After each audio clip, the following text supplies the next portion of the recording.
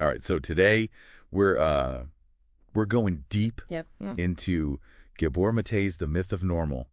Have you had a chance to look at this one yet? Yeah, it's really thought-provoking. It is. I mean, he just really makes you rethink like everything you thought you knew about, Yeah. health and well-being. Yeah, it's like what if everything we consider normal is actually Right. like the opposite of healthy? Exactly. And that's what we're going to kind of unpack in this deep dive. Like, how does this idea of societal trauma, Yeah. really impact our health? And then more importantly, like, what can we actually do about it? Right.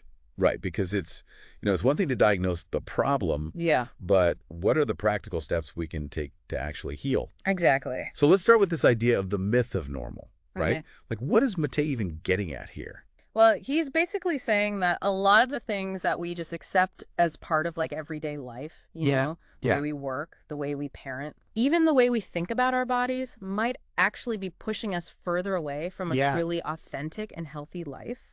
Like we're so caught up in this idea of what's normal that we don't even question whether it's actually good for us. Right. And he's arguing that a lot of our chronic physical and mental health issues, Yeah. things like anxiety, depression, autoimmune diseases, addiction, even things like heart disease, Hmm. they're not just random things that happen to us. They're actually rooted in these like unmet needs and unresolved traumas. Trauma. Okay, so let's talk about that for a second. Yeah. Because I think when people hear the word trauma, Hmm. they often think about these big, like, capital T traumas, Exactly. like a car accident or, some kind of violence. But Mate is talking about something much broader, isn't he? He is, and he actually says that trauma is essentially like a fracturing of our sense of self and our connection to the world. Wow. And it can happen in so many different ways, like it's not just these big, obvious events. Okay, so it sounds like he's saying that even if we haven't experienced these big, like dramatic traumas, we're probably still carrying some degree of trauma just from living in this Yeah. kind of modern world. Exactly. Like he even says that people who seem to be like functioning well, Yeah. on the surface, Yeah. are likely on some point on the trauma spectrum. Like it's almost inevitable in a way. I think that's what he's suggesting, yeah. Wow. That's a pretty sobering thought. Does he give any like personal examples of this in the book? Yeah, he does. He actually shares a story about his own experience with early trauma. Oh, wow. He talks about being reunited with his mother after World War II and how he didn't even look at her for days. Oh my gosh. And it was only later, as he was studying this stuff, that he realized that Yeah. this detached reaction was actually a very common response in children who had experienced separation or abandonment. It's like his body was just trying to protect him Yeah. from that pain. And he didn't even consciously know it at the time. That's amazing. It really drives home the point that, even these early experiences, things that happen when we're really young, Right. can shape how we respond to the world for years and years to come. Yeah, like even if we don't consciously remember them. Wow. So how does this fracturing that he's talking about, Yeah. how does that actually show up in our everyday lives? Like what are some signs that we might be Yeah. kind of dealing with this underlying trauma? Well, he talks about how we can actually see it in some of the behaviors that we often praise in our culture. How interesting. Like, think about the people who are always overachieving, the people pleasers, the ones who are always putting on a brave face. Yeah, I know a lot of people like that. Right. And he's suggesting that these behaviors, while they might seem positive on the surface, Mhm. can actually be masks for underlying pain. Like we're trying to prove our worth or cover up our insecurities. Exactly. And he actually talks about this idea of like running from ourselves. Wow. And he gives this example of psychologist Franz Ruppert, who observed people in a noisy restaurant, each one seeking an escape from their own internal world. It's like we're constantly trying to distract ourselves Yeah. from our own thoughts and feelings. And that disconnect from ourselves, our emotions, and even the present moment, that's what he says hinders our ability to truly heal. Okay, so it's not just about dealing with the big traumas. It's about addressing that kind of underlying Right. disconnect from ourselves. Exactly. And that's where things start to get really interesting because he goes on to connect this to our biology, Okay. our physical health. You mean like how trauma can actually affect our bodies? Yeah, so he talks about this idea of allostatic load, Allostatic load. which basically means the wear and tear on our bodies from Mhm. chronic stress. So like if we're constantly in this state of fight or flight, it starts to take a toll on our physical health. Exactly. And what's fascinating is that he goes beyond just individual factors like, personal stress, and says that things like our social status, our economic stability, even the health of the planet can impact our well-being. So it's like our health is a reflection of the health of our society. Right. He actually points to research that shows things like, people with lower social status tend to have a higher risk of heart disease. Wow. And things like unemployment can lead to increased inflammation. So even if you're doing all the right things, like eating healthy and exercising, these larger societal factors can still have a huge impact. Exactly. It's all interconnected. And then he goes even further and starts to critique some of the conventional advice around parenting. Like, what's he getting at there? Well, he argues that a lot of common parenting practices, things that are considered like normal, Yeah. are actually suppressing children's emotional needs. Oh, wow. Wait, what kind of practice is he talking about? So things like crying it out, focusing on controlling a child's behavior rather than understanding their underlying feelings. He says these approaches can actually hinder a child's development That's interesting. and their ability to connect with their authentic selves. And he contrasts this with traditional cultures where babies are held constantly and never left to cry alone. Wow. Okay, so it's like we're, in a way, contributing to this cycle of trauma Right.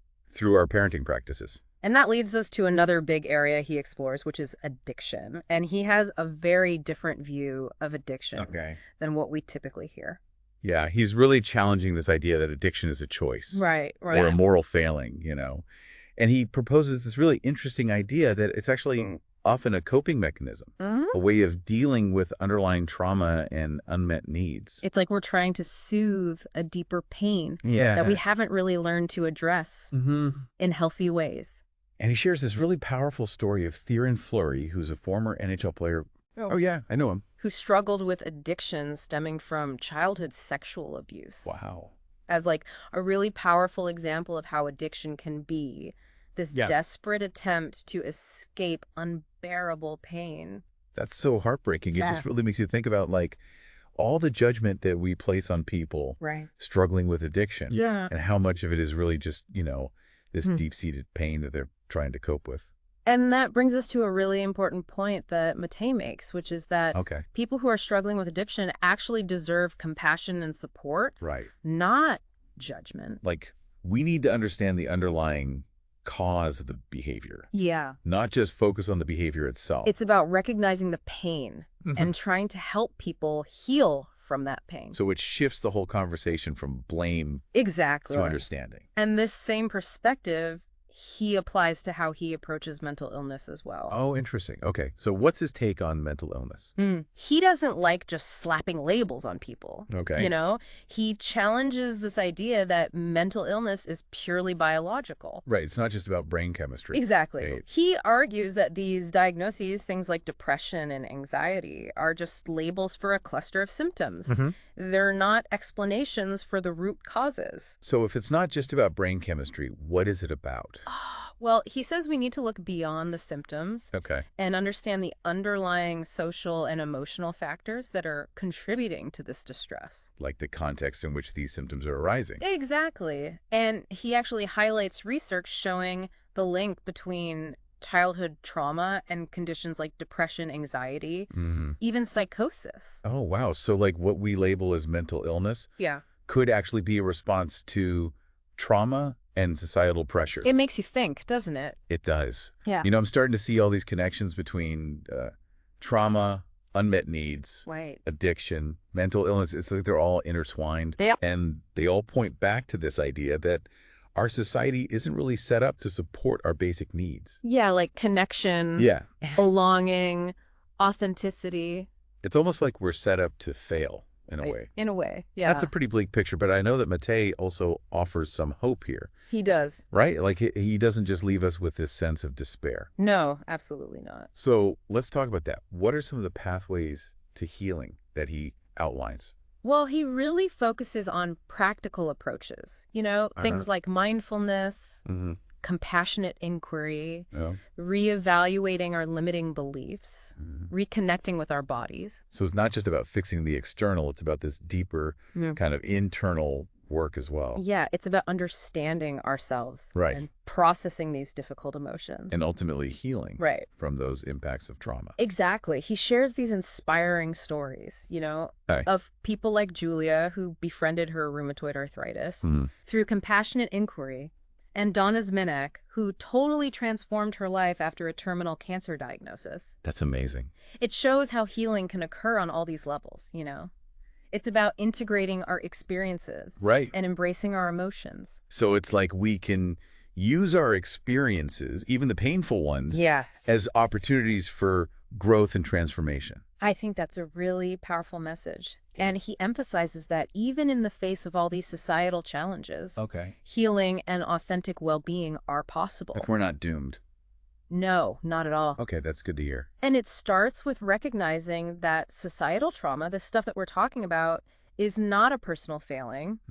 It's a shared wound that impacts us all. Yeah, like we're all in this together. Yeah, and that's where the potential for collective healing lies, Right. By understanding these connections between our culture, our experiences, our well-being, we can start to create a healthier world. For ourselves and for future generations. It's like we need to redefine what normal even means. Yeah. And create a society that actually supports our well-being. Absolutely. Instead of undermining it. I think that's a really beautiful way to put it. So how do we do that? Like, how do we actually start building that kind of society? What are the steps? It starts with awareness, Like, we have to educate ourselves about trauma and how widespread it really is. And he actually advocates for more training, for people who work with children and families, like teachers, healthcare providers, social workers. Yeah, that makes sense. Like, if we can equip those folks to recognize and address trauma early on, it could have this huge ripple effect. Absolutely. And he even goes beyond those individual interventions. Like, he talks about the need for broader societal changes. Like policies that support families, address economic inequality, and promote social justice. So it's not just about changing individual behavior. It's about creating this more supportive and just society as a whole. It's multifaceted. Yeah. For sure. It's a big task, but I appreciate that he's taking this holistic perspective. Yeah. Right? It's not about like pointing fingers or finding quick fixes. It's about understanding the complexity of the issue and working together to create lasting change. And it's work that begins with each of us. Right. Like we can all contribute to creating a more trauma-informed world. Yeah, how? What can we do?